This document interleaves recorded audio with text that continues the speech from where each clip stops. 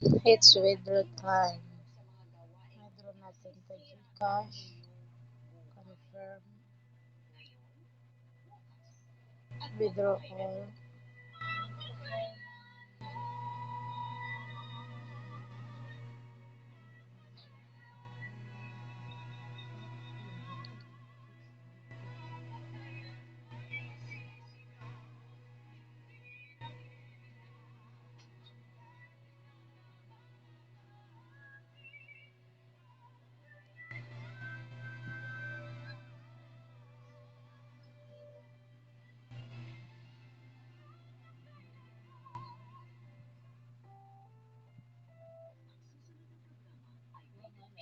So, hello mga langga, good morning! So, ayan. So, ito yung update ko kagabi.